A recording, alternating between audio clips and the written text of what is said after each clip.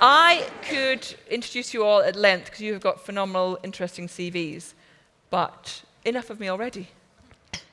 Lydia, I'm going to start with you because you're right here. Okay. Tell us a little bit about yourself. So my name's... Favourite colour? Ooh, green. Green. Excellent start. So my name's Lydia. I currently work with Brentford under-18s in the Boys Academy. Before that, I spent a little bit of time last season with Arsenal Women as an assistant coach. Before that, I was the manager at Leicester City Women for 12 months. And prior to that, I worked with the England Lioness squads for 7 years as a youth national coach. And before I came into football, I was a teacher. So I did 5 years as a secondary school teacher. That's genuinely what I thought my job was going to be for life. So I feel very privileged to have had a career in football as a coach. And yeah, it's not a real job. So I'm very privileged to be here too. Love it. Excellent. Another teacher down at one down. Rachel, favourite animal? Favourite animal? Currently into tadpoles. Is that an animal? It's not an animal. Can I, quick straw poll, yes not an or no? Hands up, are tadpoles animals? Yes? How else would you describe this? Any no's? Okay, officially an animal. So, I played football for England as a goal. Oh, there we go. I was a goalkeeper, and 18 years playing for the Lionesses, and I've seen a lot of changes over those 18 years. I'm so proud of where women's football is as a whole. I remember coming to a WIF, Women in Football conference, about when it started about 10 years ago. There's about 15, 20 people in the room. So this is unbelievable because it's not just representative of how far women in football has gone, it's how far the landscape of what football looks like. So well done, all of you. So played it for England, blah, blah, blah. Qualified as a teacher, was okay. Became self-unemployed at 32 because I really wanted to try and get in the Olympic team for 2012. When I decided to take self-unemployment, because Everton wouldn't take me back from that job, then I decided, well, what am I going to do after football? And so after football, when I finished, retired at 34, and when I say retired, you know, it was an amateur sport. We were on central contracts, but the prospect of actual retirement and feet up just was not a reality. So teaching was there for that reason. And managed to stumble upon the world of media, of football media. And so my current role is working for the BBC, covering men's and women's football, and also now for TNT Sports, doing the same. So again, not a real job, so aspire to that. As you can tell, Rachel, very shy and retiring on stage, that media training, we'll get there. Plenty to unpack right there. Jen, favourite country? Bali. Bali? Yeah. Yeah? Any supporters of Bali? Yeah, a lot of nodding. Group trip organised later, okay? Yeah. Yeah. Courtesy of the Premier League. The tadpoles. Yeah? To see tadpoles. Okay, we'll do that. Tell us about yourself. Yeah, so my name's Jen. Worked in football for, I'm showing my age now, 20 years. So gone really, really quick. Had a real background in community football, so soccer camps, schools coaching, anywhere where kids were hanging out playing football. I'd just love walking on the pitch with a bag of footballs and bibs and being like, right, come on, we're going to do something really fun and get you all involved. So, yeah, definitely really enjoyed community football, worked on a few different Premier League programmes, and then, 10 years ago I joined Man United in their community programme. Again, mad, because I didn't ever think I'd be working at a club like Manchester United, and then 5 years ago got asked to join the Boys Academy, and it's just been phenomenal since then. So real whirlwind. I think it's one of those where is that my microphone? I don't know. Sorry. It's just been a real whirlwind in terms of loads of amazing experiences, loads of challenges along the way, but I don't think I'll ever see myself doing anything else. So really blessed to be doing what I'm doing. Wow, I can't imagine you ever not smiling. You've just got the most as you talk, you've got the most amazing. Talking football, so we're going to dig into that, see if there's been any bad days at all. Juliet, if you're on Strictly, what would be your favourite dance? Tango. Tango. Argentinian or normal? Horse, blue, Italy, tango. Yeah. Oh. course. Meant to be. Meant to be. Okay, and who would you want to partner with? I don't watch it, so I don't know. Okay, we'll discuss that later. Yeah. Okay, tell us about yourself instead. maybe I know Anton do better, but I don't really want to partner. Anton's a There's judge really, now. there's a few more kind of quite sexy guys that I don't know any of their names of. So one of the sexy ones doing the Argentinian tango. Yeah, definitely. Sorted. You won't be alone. Right, well, so I'm the OAP of the panel. I've been in the world of sport for 33 years. This is my second go into football. Not a lot has changed. Certainly in how we earn money, a lot has changed in terms of the pitch, in terms of the number of women. I actually started in the world of sport when I was at university. I stood in an election. My line was, "Don't forget, vote Juliet," and it worked. And I became the athletic union president, and I just suddenly thought, because I had no idea what I wanted to do. There was a recession going on, there were no grad schemes, whatever. And I thought, well, maybe I'll just do this for a year. And in fact, it gave me that real taste of trying to raise sponsorship money and trying to commercialise, to a certain extent, university sport. And then I had a sort of a agency life for 2 years with Advantage, which is now Octagon. And then luckily enough, I managed to persuade Adidas International to employ me. I went to live in Germany for 5 years, which was a complete revelation, an amazing country to live in. And then after that, when I had my first child, my first barrier, they didn't have a proper maternity policy at Adidas International in those days.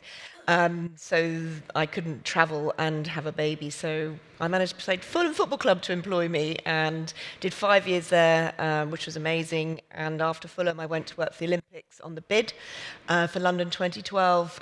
We were lucky enough to win the games. And then I spent 7 years in different agencies. Following that, then I did 8 years at Ascot Racecourse. And then somehow or another, having said I would actually go back to football, I have found myself at the best football club, I think, in the world, not least because of how we're run and the number of women. We have 5 women on our executive of 10. So we are, I would say, Arsenal is an amazing place to work, and particularly for women. So full circle for me. Little anecdote, when I was at Fulham, I was the first female director of Fulham. And there were 2 championship football clubs whose boardroom I wasn't allowed into, even though I was a woman. So how times have changed. And women in football didn't exist either. And I'm so, so proud to see all of you in the room today, because you are the ones that are going to make the change in how we are represented and how we work in the world of football. And well done for all of you for where you've got to in your careers and where you will get to over the next few years. Amazing. Applause for that, I think. That was...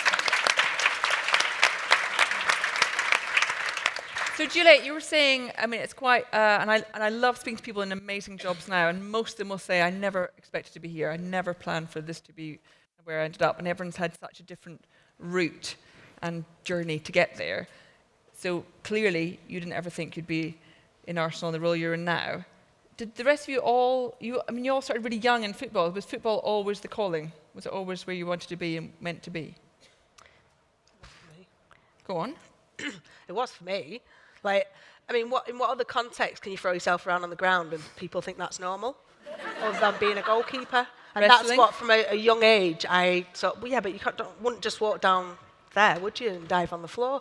So I think that football was all I ever wanted to do. And on a serious note, I did realise when I was pregnant and I went to pregnancy yoga and sat with all these normal people, I said, you're a goalkeeper? And I was like, yeah. And they were like, well, like, diving around on the floor. I was like, yeah. And no one had ever questioned the sanity of that until this moment.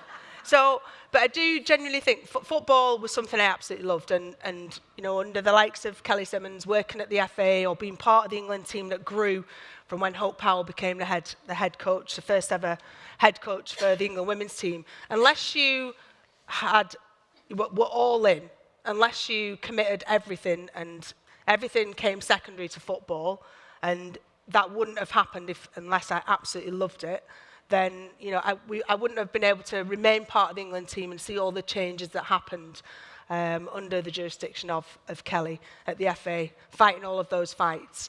So football has been my anchor, it's been my foundation, it's been my reason for whatever I've done, whether it be going and speaking to people and about how football has driven sort of my character. You know, now I've finished football and reflect on the life skills that football and being part of a team has given me, it's so much more than anything that you achieved from, winning championships or winning cups. It's those life skills that remain with you forever. The ability to bounce back, the resilience, the willingness and desire to want to work together as a team, for everything to be figured out for the better of the team, not just for you as an individual. So those are football has given me everything.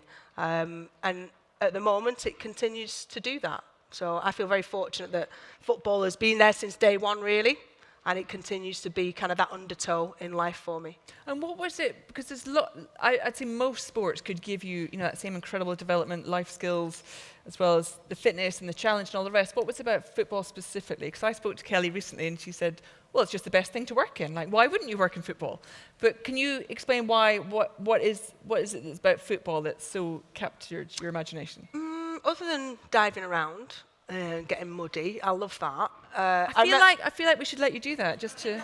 No, I'm no longer equipped to be able to do that, and not sort of. Would it be funnier rather than impressive now? Would it? Yeah, I'd need like St John's ambulance on standby. Okay, we won't do that. We won't do that. I'll get to it. But in all seriousness, I've forgotten your question. It's all right. Yeah. Do you know what? What I was going to say. Now I'm working in the industry, the media industry, and I'm sat alongside male ex-footballers generally. What it has given me the ability to do, certainly from a goalkeeping point of view, you had to quickly, we chatted about this before, quickly had to delete mistakes or things that went really shit, or even things that went really well. You had to have the ability to kind of just get over it and be there and focused in the moment. And that capability that I kind of honed during goalkeeping and football is so handy to have when you're sat sometimes alongside, not context of this, but men who maybe make comments or maybe have subtle thoughts or whatever it is that might be negative. The ability to go delete and it's gone is very, very useful. And I think a lot of what I've learned through football I can apply to what I do now in the media, and certainly clearly what I learned through analysing your sport, finding the nitty-gritty and the detail of it, particularly goalkeeping. I love to be able to try and share that with other people and articulate it as I get to do on people's TVs. And I think sometimes goalkeeping's a bit of a leveller, because you've got like Robbie Savage, Chris Sutton, whoever it is who think they know it all about everything. Start talking goalkeeping to them and it's a bit like, oh, they just sit back. And so yeah, it's fascinating. It's ever-changing, but for the better. Brilliant. Lydia, you've started off really young in football. Football was just the draw from the beginning. What was it that attracted you to it? Yeah, I think my story is a little different to most. I didn't play football growing up. So my first kind of formal football, other than through school, was when I went to university at 18. My main sport, I didn't tell you this earlier, my main sport growing up was kayaking. I did flat water kayaking from 12 till 18. We're just going to talk water sports for a while now. Yeah. Okay. It'll be really interesting. You'll learn so much. And actually, my first opportunity to coach was to go down and coach some of the youngsters at the kayak club. But at 18, I decided to go to Brown-Finnis University rather than St Mary's and leave the water behind. And I knew I wanted to play football, just hadn't had the opportunity through growing up in the family environment I was in. It just wasn't pushed. But I knew I loved it. So, yeah, I went off to university and started playing for the women's team. And it was probably 2 months in, the coach said there was a free level 1 at Christmas. And anything that's free, you say yes to as a student. So I did. He offered me a little bit of pocket money on a Saturday coaching some grassroots football. So I thought that sounds good too. And genuinely, that's kind of how I fell into women's football. And it grew very quickly from there. And whilst I knew I wanted to be a PE teacher, by the time I graduated 4 years later, I had my B licence. I was coaching 4 nights a week. I had a girls' team on a Saturday. I was playing still on a Sunday, which didn't last very long, because luckily, I'm really lucky. I had a role model. The coach I played under at Barnet Women at the time, she had her A licence and was working with England youth teams as an assistant. And she was the one that turned around to me at probably 21 and said, "You're probably better off not playing, and maybe coaching is the way forward." She'd already dropped me to the reserves. Actually, someone I played who's in the room today. She'd already dropped me to the reserves and kind of made me like play a coach when the coach left.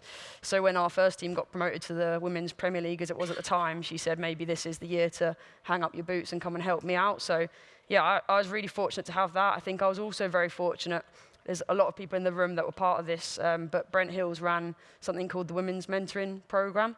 So when I was 21 as a young coach, thinking about what my next steps were, I had an opportunity 3 or 4 times a year to meet up with other females with a kind of similar mentality and get some real mentorship to push me in the right direction of starting my A license. So I think with all of those people, I probably got on the A license quite young. And yeah, I could not have planned 1 second of where my career's gone since. So that's why I feel so fortunate. But I'd encourage everybody that whatever your start point is, you know, if you work hard enough, there's an opportunity in whatever it is you love doing. So, yeah. Brilliant. And Jen, you obviously love what you do. Yeah. How did you get there? So probably at school I was the annoying sporty kid that hung around the PE department and just wanted to do hockey, netball, football, cross country. I think I was the go-to for the PE teacher to You're go. that person. Jen yeah. will do it. Just throw her in and she'll have a go at it. So yeah, and I just love sport. And then I was speaking earlier about the fact that, and again I'm showing my age a little bit, we used to have like in year 9 a careers advisor meeting. So you go in and you get handed all these books about all the courses the colleges are offering. And I'm like, where's all the sports stuff in here? Like, there's got to be more than this, but there was this one football course. So I'm like, right, okay, cool. I know what I'm doing. And go in, I want to do that. And she just went, no, that's not going to happen. You're a girl. You're not doing a football course. Go away and read them books and come back again. Really? Is that what she said? Yeah. And it wasn't a time where you had all these female role models working in sport. You couldn't Google like jobs in women's football. Pre-Google, life before All right, Google. thanks very much. It was pre-Google, honestly. Jen, Go I ahead. I started work before mobile phones. Really young. Yeah. So yeah, like, but it's funny now because at the time, obviously, it's the careers advisor, right? So you think they know everything and what they're saying must be right. But actually, when I actually look back at it, it's probably been a real motivator for me because at every step in my career when I've worked in football, I'm like, yeah, you said I don't work in football, but I'm doing this now and I'm doing that now. And I always have like that in the back of my head of actually, and I don't blame her at all. It was probably, like I said, the environment that we were in. But I definitely think as opposed to me going away and going, right, that's it, I'm not going to work in football, I've probably gone, no, actually, I'm going to take that as a bit of a motivation to sort of prove people wrong. What do you think, what's it about you that made you think, someone's saying, no, you shouldn't do that makes you still think, I'm going to do it anyway? I think if you ask the people around me, I'm really stubborn. So even now, if people say no, I'm like, is it really a no, or can we work around it? So I think it's probably just a little bit of my personality, a little bit. I don't probably like taking no as an answer, so I try and just work around it a little bit. But I think one of the things now, obviously, we're 20 years on from then, and I think what I really love about working at Man United and the job that I do is I've got loads of really amazing female colleagues who I think their work ethic's phenomenal. I think their knowledge of the industry that they work in is phenomenal. And I think what I really love is that we all champion each other. So it's not a competitive, like, female thing. It's actually, no, you're brilliant. I want you to do really well and actually let me help you. And I actually love that we've got that and that we have a really good network of women that really sort of empower and help each other and are really respectful of this. I don't know media, for example, but Gemma Thompson that works in media is absolutely phenomenal, like unbelievable. And I think when you see all these phenomenal women around you, I think in different areas of football, I think you can't help but be inspired by that. Yeah, and I was just going to build on that because I mentioned that I'm in the first 50-50 male-female executive at Arsenal. It's the first time in my whole career I've not been the only woman on the executive. So I'm experiencing a completely new thing in that I'm learning to work with amazing women and learning how supportive they can be, how I can support them, how we operate brilliantly together, respect each other, and also empower each other in our own areas. And it's just brilliant. Honestly, it's just one of the most exciting things I've experienced in my career to date, having only been the only woman at all times on any board and any executive I've ever sat on. And how Brilliant. different, when you see you're back at Fulham and you were the only woman at that senior level, Yeah. how different, what difference does it make when you suddenly are in a room where it's a 50-50 situation or there's executives? I think, well, back at Fulham, I think there was a lot of patronising comments about the way that if you were, I'm very direct and I'm very passionate about what I do and I believe in what we're doing, and that in that environment was considered emotional and female and what's she going on about, and she shouldn't be talking like that because that's, if a man would speak like that, he would be very strong, but if a woman speaks like that, she's emotional. Back in the day, I'm talking, 20 odd years ago, and that was very disempowering and also very difficult to deal with because I didn't have anyone to talk to. I didn't know anyone else at my level to go and say, is this normal? Because I hadn't kind of grown up in an environment like that. Whereas I think today now it's completely different. And even having two other women with you, you just balance the kind of the culture of the room in a different way than if it's just one woman and 8 men or 6 men or whatever it was at that time. And then don't forget, I had Muhammad Al-Fayed as my chairman, and God rest him, he's dead now, but he used to offer me Viagra in meetings, or for my husband. I mean, extraordinary things happened to me at Fulham that you would not believe. I couldn't even tell you half the things that he said to me, which I would never even tell my husband. And you just have to deal with that. In those days, you had to deal with it, because if you said anything, you were out. But today, that would never happen. So it was very different. It's super different. So just because a lot of people might be in situations where they've had big challenges, especially if you're working in a male environment like that. Just for all of you, what's the sort of hardest thing you've had to experience, and how have you dealt with it? How have you managed it? Juliet, do you want to continue? I think I had to change my behaviours and personality to get the outcomes I wanted, because being direct and forceful and strong didn't work. So you had to be, I think I learned to tap into my the female, what I call the female side of like thinking, if I go right and left and round, that's how I'll get to what I need, and use different powers of persuasion to get the outcomes I wanted, rather than just going, this is what I think we should do, and we should do it, and this is how we should do it, because I didn't get the response that you would hope you get today, but in those days. So you just had to work a lot harder to get the outcomes you wanted, which was quite tiring and time-consuming. Whereas, and now you think, gosh, really? You didn't have to go through all of that, but you did in those days. I don't know about you. What do you think? I think it's more the pressure I probably put on myself, I think when, me and Lydia were talking before around that first day in the academy. You're at Man United, you've got an academy that's got a real history of producing professional footballers in that environment, and we talk about the class of 92 and all that history, and all of a sudden I'm sat there as on the senior leadership team, and I'm now expected to help steer this organisation into the next phase of what we're trying to do. So it comes with a lot of pressure, but I actually try and just turn it into good pressure. I think it makes me really try and be really, really good at what I do, and I think that's probably been a consistent throughout my career, whether that was delivering a coaching session at a sports camp in the holidays compared to the sessions we put on for the boys now. I always want them to be the very, very best, and all the little details are taken care of. So I think it's more when you go home and you're trying to switch off and you think, oh, but I can just quickly jump on my laptop for an hour, because if I do this, sometimes you've got to take a bit of time for yourself and go, actually, I need to switch off, because I'm not doing myself or the boys or the parents any favours. But naturally, again, I'm quite a competitive person, so I just want everything to be perfect and brilliant. So, yeah, I would say I'm probably my own harshest critic. But then when you talk about sort of the other people within the academy, everyone's been really supportive. I think, like I said, I went in and I set up a department from scratch. So there was nothing really before what I was doing.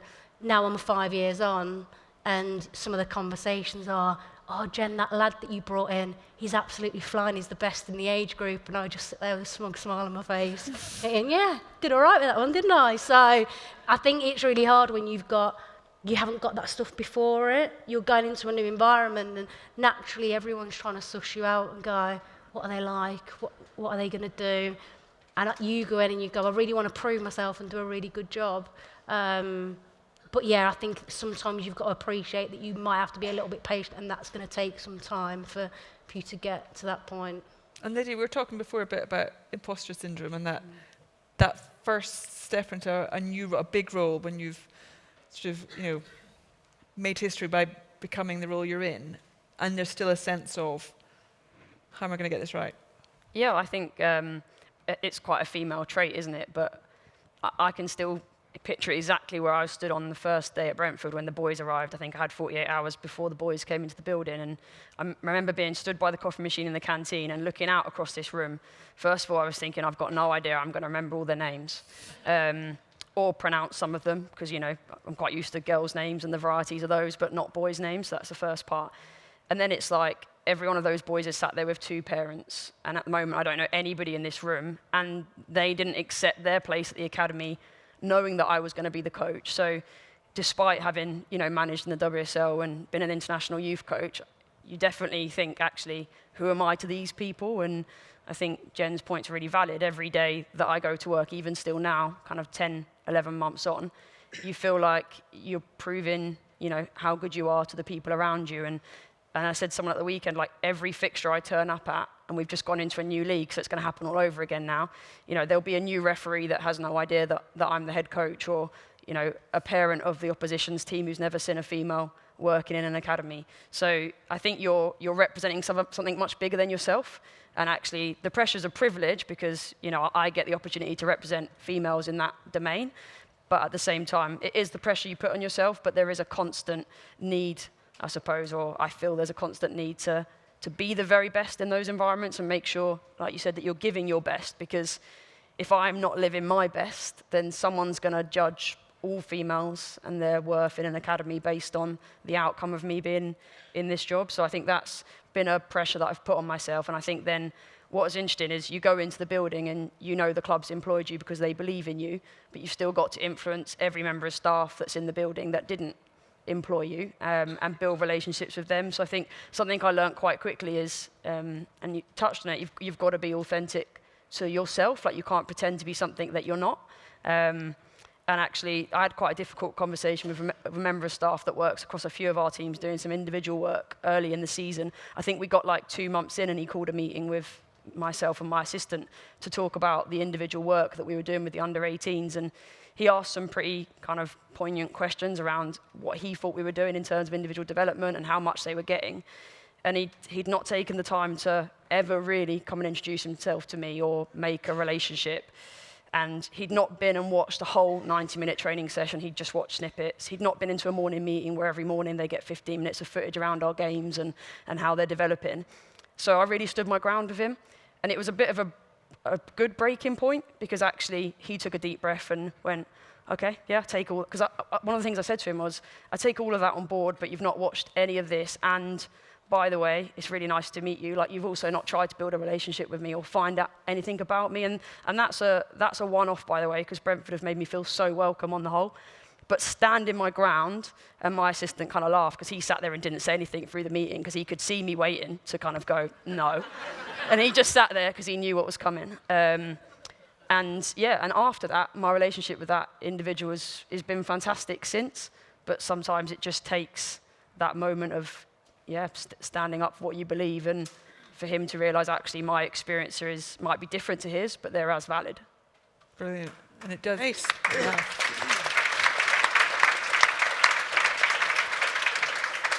Just to draw some similarities between both you, Juliet, and you, Lydia, and your experiences. I remember the first time I walked into a green room, and that's sort of where you go before you get your makeup and your hair and you go on the telly. And I knew that I was going to be there like 4 hours before, because he had a big job on their hands, basically. But I knew this was for BT Sport, or BT Sport Score, which was every Saturday show. And I knew that none of the guys, the regular guys on this show, would know particularly who I was. They won't have read the call sheets. They won't have read any information going into the show. And so I knew that when I walked through the door, they'd either think I was a runner, not as in an actual runner, someone who runs around and makes cups of tea, or some more, certainly not an ex-footballer. And so I knew that I would I would take it upon myself, and not my natural characteristic to, but to think cleverly. Okay, what do I want from this? What is the end game of this? And it's to break the ice, because most of these ex-footballers, male ex-footballers, this is 9-10 years ago when I first started, will have only really interacted with females as either their wives or a second or third wife, or in some, general terms, in some administrative role within a football context. They won't have ever interacted with an ex-footballer who was a female. So I knew that their brains would not compute like what to do, like they might sort of fry, melt down, not sure. So I knew it was my job really to bring that and to break the ice and to sort of almost articulate what was normal banter, what was normal kind of chat, what I was okay with, how for them to be able to navigate me, because I wanted things to be seamless for us to get on straight away as quickly as possible. And there was no point in them being like, oh, me making it harder for them. So that was, and then over this 9 or so years, how the environment has changed, as Juliet said, about from a board point of view. I tell you what, they work a hell of a lot harder now, the male ex-footballers, than they ever have done. And the ones who now put in the work, because every single one of us who started doing the punditry, the co-commentary, whatever it is, we worked our asses off before, and still do, as in revision, preparation, for when you go out, and you're either on TV, radio, whatever platform, you are not just representing you are representing every woman who potentially may come into this role, or every woman who has the opportunity to get started, do their first gig, or for every woman who is currently doing that role. But 9-10 years ago, there were very few of us ex-footballers starting that role. So I knew that that was my duty, and I wanted to, because I wouldn't have played for England for such a long time if I didn't kind of dot the I's, cross the T's, get the best out of me. And I wanted that to roll forwards into my media duties. So it's quite funny, actually. And it was jarring at the time when you go in and, they would have no notes, they would have no preparation, they would talk about ramblings of, certain teams. And I was like, well, did you not know he was injured? And they were like, oh, it's injured. Didn't know he wasn't going to be starting. And so in some ways, new people coming in as shuffle people up. People have started to kind of like really prepare better, become better, and not take it for granted that they were going to have a job. So I'm proud of where the industry is, because I think it's kind of a best prepared, and the best people now are doing those jobs rather than jobs for boys, which we've heard far too many times in a football context. So I'm just seeing Jackie nodding away there, Jackie Oatley, who's been in the game for a lot longer than me. And so thanks to Jackie for really kind of having some visibility of roles within football commentary and co-commentary.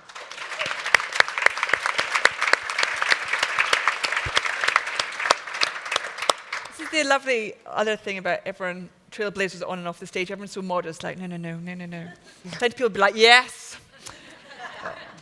At you, Jackie. I think it's worth saying, because there's been so much publicity about the trolling of female presenters and whether or not women should be commentating on men's sport, women's sport, sport in general, all the rest.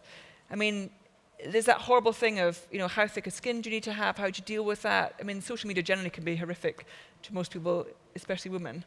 But, I mean, I don't know how much you've experienced yourself, or you've obviously seen fellow presenters experiencing it. Just thoughts on that? It's not very nice.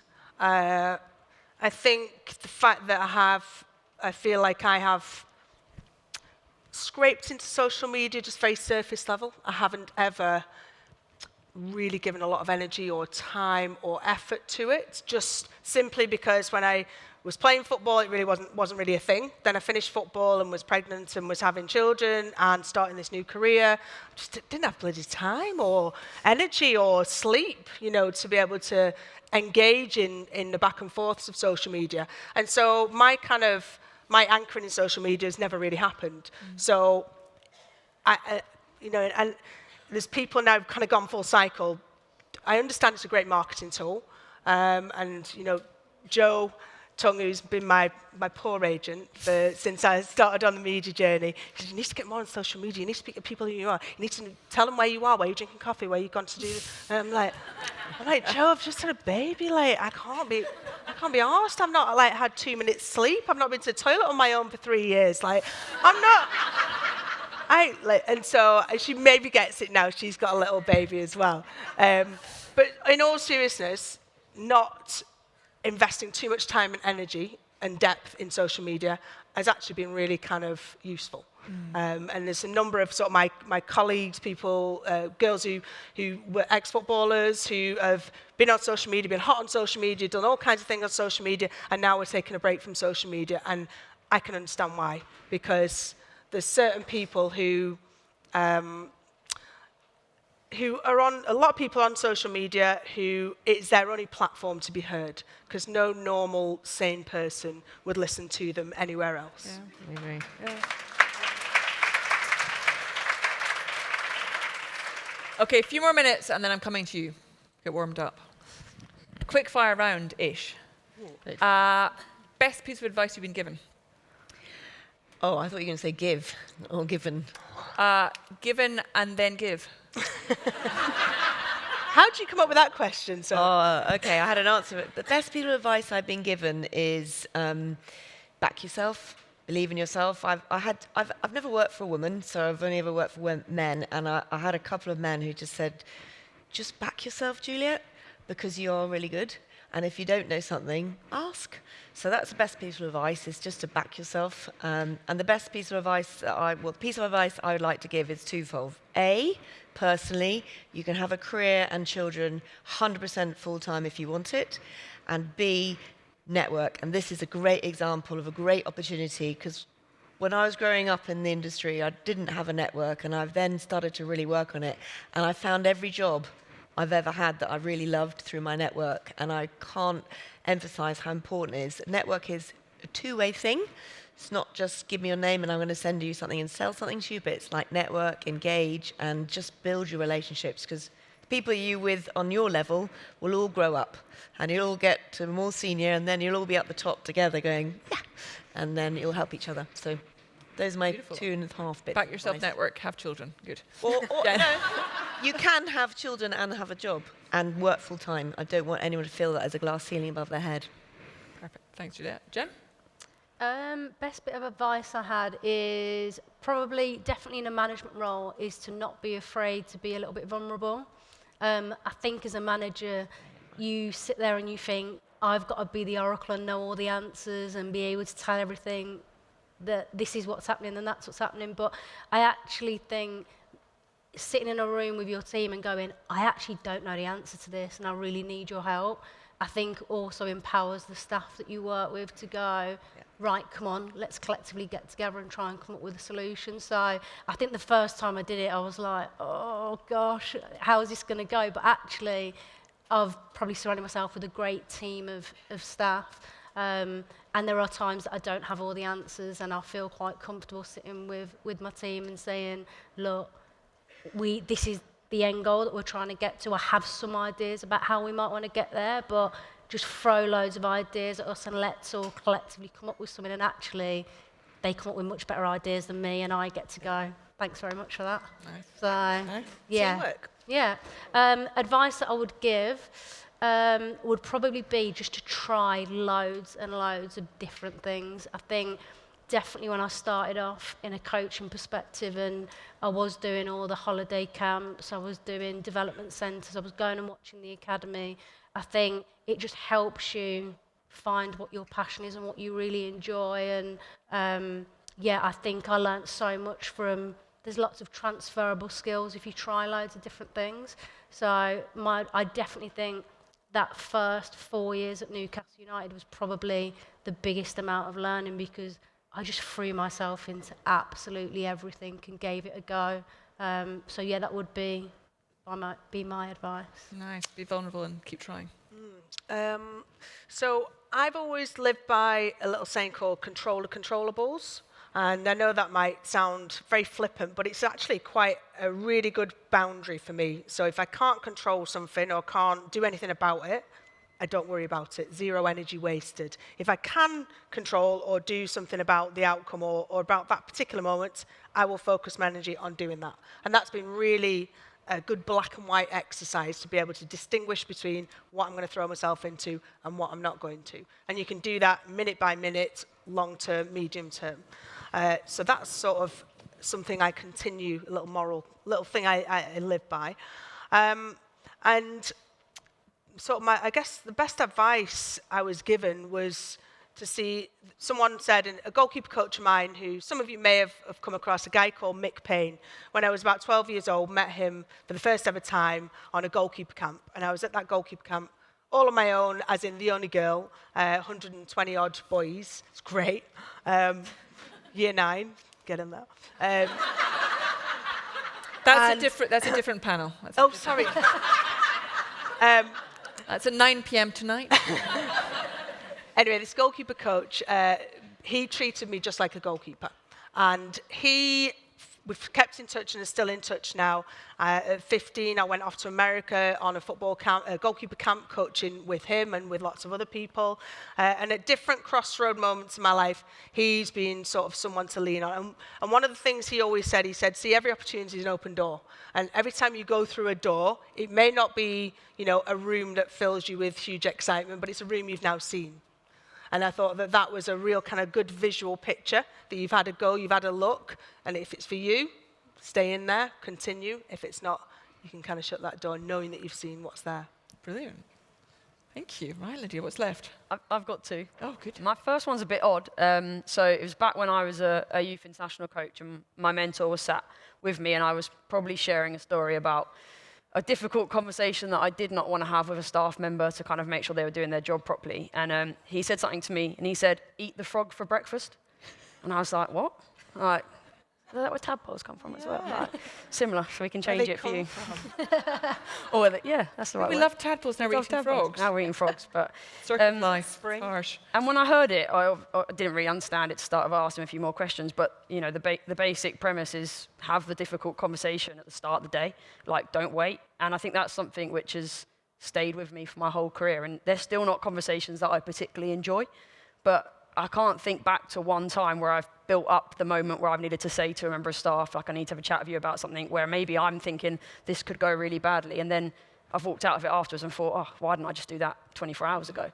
Because generally, people want to be good at what they do, and if there's something that you're going to help them with and you do it in the right way, you get the right response. So that's one that I'm still working on every day, but it's one that will stick with me for a long time. And then the second one actually came from a similar person, but it's people don't care what you know until they know that you care. And when I think back to most of the roles that I've worked in and the people that had the biggest influence on me growing up, my teachers were pivotal, my PE teachers were pivotal to me getting the opportunities I had, but they always looked at me as Lydia.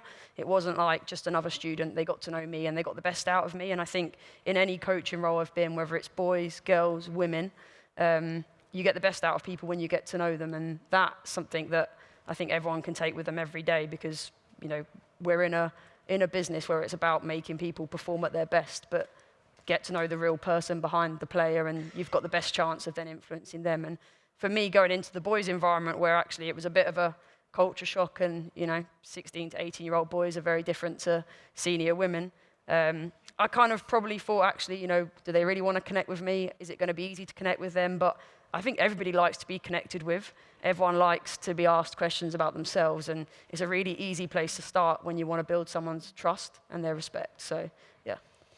Brilliant. Wow, impressive. Hope you're all taking notes. Right, over to you, Lord. Questions? There's roving mics, so there's going to be straight in, right to the middle. We're going to give you a hard one to get to the middle. Hands up, and then mics will appear like magic in front of you. Hello, Sarah Wilkin. Pleased to meet you. I'll try and articulate, but I've been thinking about it. We are talking about women in the men's game.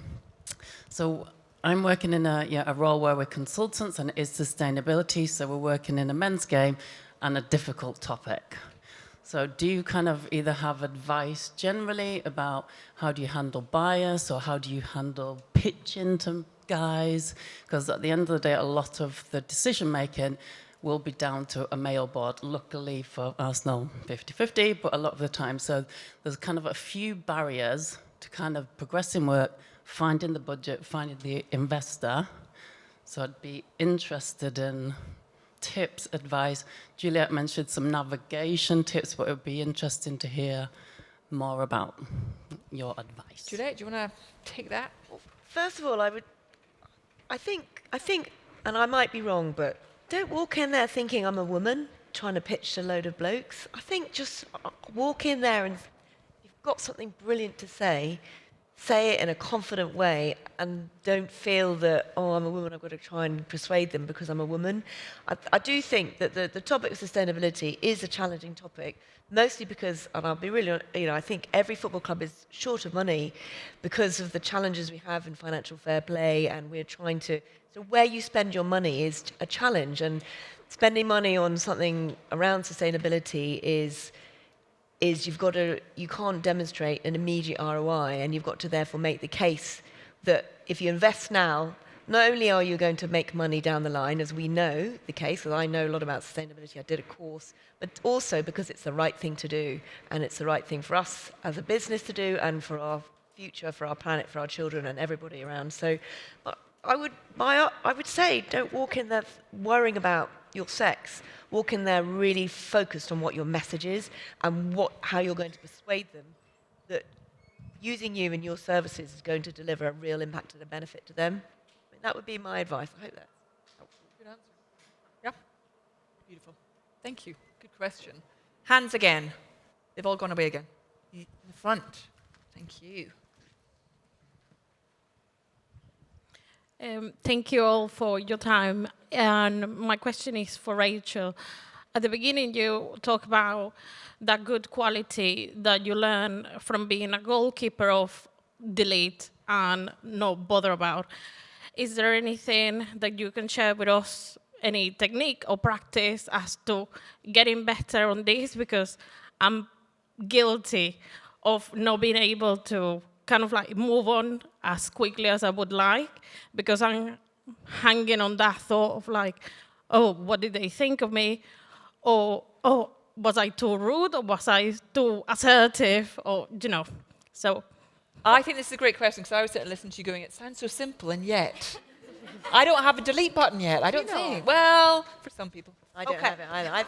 I want more of what she's got, because I don't have that delete button. I think it's brilliant. I'm going to become a goalkeeper in my second career.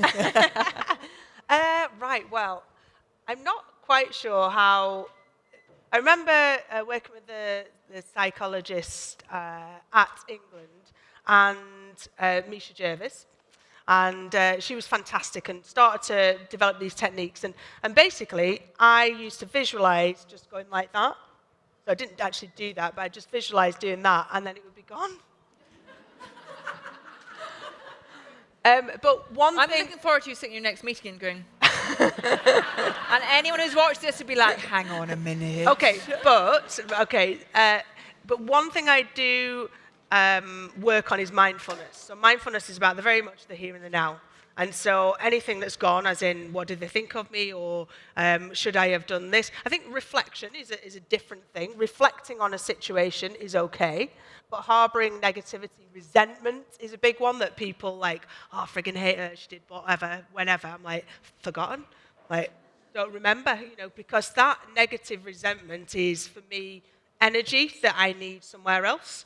So mindfulness is all about being here and now and focusing on the here and the now. And distractions are things that have gone that you can't change. Things in the future that you may or may not be able to navigate towards. And if not, then it's not relevant. So if the here and the now, the mindfulness of the here and the now, is what I focus on. So maybe that would help with that. And it's where, I guess, you probably get better at it. Like, if you haven't done it, maybe just keep trying. Absolutely. Mindfulness has got, the meditation is very similar, and I'd never really heard of meditation, didn't realize that this was almost a form of that. But just being able to let go, kind of the delete, the let go, visualize sort of letting go of something, of a conversation. And you were saying about Lydia, about having awkward conversations. the energy that you burn worrying about that, thinking about that, go in with a plan, boom, boom, boom, go, deliver, done. That hour, 2 hours, days, worrying about it, you've not lost loads of energy on it. So it's try and act and be purposeful with with your time. And having a purpose to it means that you're going to act on it. And you're not kind of, the build up to it is less. And it's basically stemmed to A, being a goalkeeper, B, when I was 17, I was diagnosed with epilepsy. And at 17, had my first major seizure. And the doctor said, right, you've got a battery, and this is your battery. If you waste energy on getting drunk, on whatever things, he said, think about what you want to do. Your battery is only going to sustain you. And I chose football. And football was the thing. Anything I now visualize in my head is sapping my internal battery. And so anything that I can stop sapping my battery, which could lead to a seizure, then for me, it's easy. I just don't let it do that. Let it go. Yeah, like Elsa. Be more Elsa. Time for one more question. In the front, very front. Front is doing very strong. Well done. You can stand up if you want. Own the space. Why not? Hi, I'm Fazana. I'm working at Michigan Doreo, which has been working with women in football. And I'd just like to thank Jo as well and her team for organising this. This is my dream panel, by the way. Oh, I bet you say that every time, don't you? I don't. I'm a massive goodness. I've been following Lydia's career, and I'm impressed and proud of what we've achieved at Arsenal with the women's matches and the academy as well. Did I hear the we? We Arsenal, Yeah, the we family. Arsenal, yes. But you, in particular, as actually my question's directed at you. Oh. Directed to you. And, but also just individually what you've both been doing as well, like Rachel. And so it's incredible. But I wanted to ask, in terms of the goal following the Euros and getting, a sellout stadium and so on, which we've not yet seen replicated at other clubs and other stadiums and so on. What would you say has been the biggest challenge in terms of achieving that? But also, was it really as easy as it seems, given that others haven't yet achieved that success? First of all, it's not easy. Yeah. And secondly, I have an amazing team. I think that off the back of when before the Euros, when I arrived at Arsenal, I wanted to let you know that I was made the director of women's football at Fulham because I was the only woman on the board, and we were the first club to actually pay female players. You might remember that. Yeah, I do. We signed remember Rachel Yankee from losing Arsenal. against Anyway, so I've always been passionate about women's sport, and I think it's quite helpful at Arsenal that there's a senior woman on the executive. In fact, all of the women on the executive, but at the time, there was only 2 of us when I first joined, and it's now become to be 5 of us, that there was somebody at the top of the organisation who saw the opportunity, and I was empowered by Vinay, who's an amazing boss, to basically, I said, listen, if we market women's football in the way that I used to market racing, I sell tickets to people who don't know they want them at the moment, which is different to the men's game.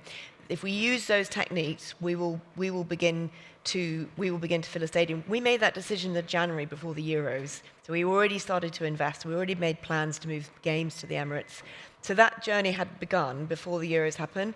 We were just what the England team did, and what Leia said. If you remember, after we won, she said, "Don't forget the WSL. Everyone, don't forget. Come and support us." That rallying cry was a sort of a wave that we managed to take advantage of. But the rest of it is because we have an amazing product. I know I shouldn't call it a product, but let's say just in the safety of this room, it's an incredible experience to watch a women's game. It is different to a men's game, but it's an incredible experience. All we've done is demonstrated that and showed it to an audience of people who want to go and experience something different to, say, the men's game or to something else they might use with their leisure time. And we've provided that opportunity. And I say to every other football club that asks me, they go, well, how do we do it? I say, you need to invest in the marketing. You can't just expect people to come because it's something new. And you need to empower a group of people, not just one person sat in a corner, which is what was originally. We had one girl in Arsenal doing everything. And then I was like, well, how can you be doing everything?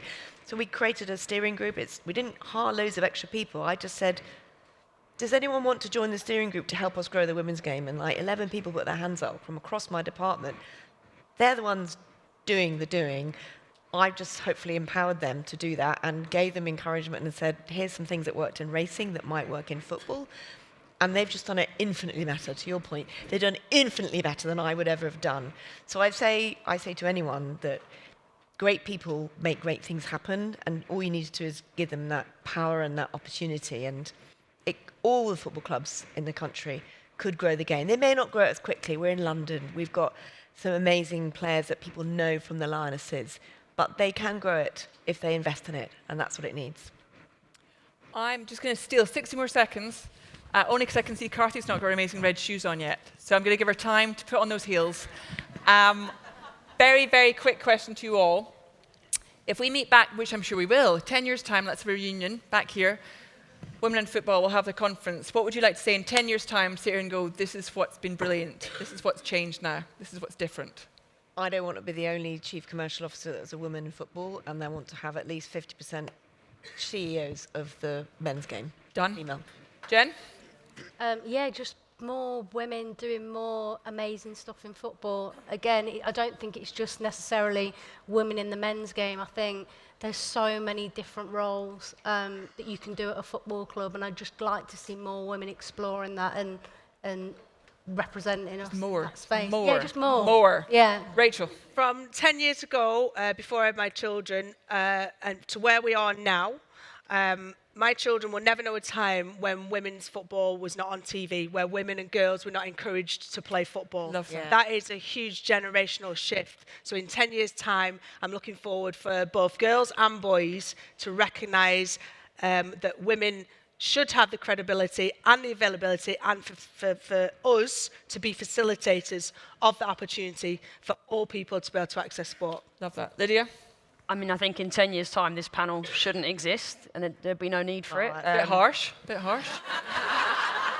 And I'd love to say that, you know, there's a female working in a first-team level at a Premier League club, and I don't think that happens until you see an assistant and then, you know, maybe eventually a manager. But I think in 10 years' time, we should see that start to happen. It won't be a men's world, it'll be a world for us all. Yeah. Amen to that. Listen, I want to say a massive thank you to the panel. You've all been out.